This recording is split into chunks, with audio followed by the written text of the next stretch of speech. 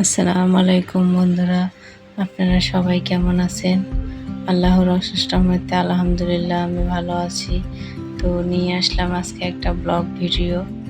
তো আজকের ভিডিও হচ্ছে আমি ঘরে কি রান্না করেছি সেটা দেখানোর জন্য। তো আজকে আমি রান্না করছি গরুর পা আর হচ্ছে রুটি, চালের গুঁড়ার রুটি, যেটা আমরা মুসলিম ধর্মের মানুষরা অনেক পছন্দ করি। অনেকেই পছন্দ করে না এরকম মানুষ খুব কম আছে। তো আমারও অনেক পছন্দের একটা খাবার এটা। তো গরু পা আনিয়ে নিয়েছি 2 দিন আগেই। দেখেন 2 দিন ধরে সিদ্ধ করে তারপরে আজকে আমি রান্না করেছি। বলবেন রান্নাটা দেখতে কেমন হয়েছে। তো এখানে রুটি খোলাতে দিচ্ছি আমি। তো রুটিটা ভালো করে ভেজে নিব। রুটিটা ভালো করে ভাজা না হলে আবার খেতে ভালো লাগে না, কাঁচা কাঁচা লাগে। তাই সুন্দর করে ভেজে নিব। আর বাইরে হালকা বৃষ্টি হচ্ছে, তো এই জন্য আরও বেশি করে ভালো লাগতেছে। আবহাওয়াটা ঠান্ডা আছে, যেহেতু গরুর পা খাবো তাই আবহাওয়াটা ঠান্ডা থাকলে ভালো, গরমটা কম লাগবে। আর যাদের ক্যালসিয়ামের সমস্যা তারা এই জিনিসটা খেলে ক্যালসিয়ামের ঘাটতি অনেক পূরণ হয়। তো আমার কাছে অনেক ভালো লাগে। তো কার কার কাছে ভালো লাগে অবশ্যই বলবেন, কমেন্টে বলে যাবেন।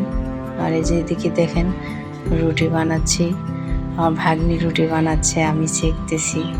তো দুজন মিলেই বানাচ্ছি। তো যারা যারা আমার চ্যানেলটিতে লাইক করতে ভুলে গেছেন অবশ্যই একটা লাইক করবেন, একটা কমেন্ট করবেন, করে জানাবেন আমার রেসিপিটা কেমন হয়েছে।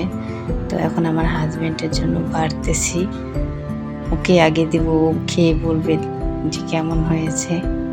ও আজকে ছুটি, ওর দোকান বন্ধ, বাসায় আছে, তাই করছি যেন সবাই মিলে একসাথে খেতে পারি। তো ওনাকে আমি বেড়ে দিচ্ছি। দেখেন, তো আপনারা সবাই ভালো থাকবেন, সুস্থ থাকবেন, সবাই আমার জন্য দোয়া করবেন, আমিও সবার জন্য দোয়া করি।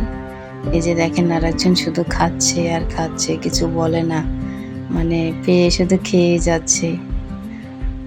পরে আমি জিজ্ঞেস করছি যে কেমন হয়েছে একটু বলো, তারপরে বলবে কি বলবো, অনেক মজা হয়েছে তাই খাচ্ছি। তো আপনারা ভালো থাকবেন। আমার ভিডিওটা এতটুকুই ছিল আজকে। তো সবার জন্য আমি দোয়া করি, আপনারাও আমার জন্য দোয়া করবেন। আল্লাহ হাফেজ।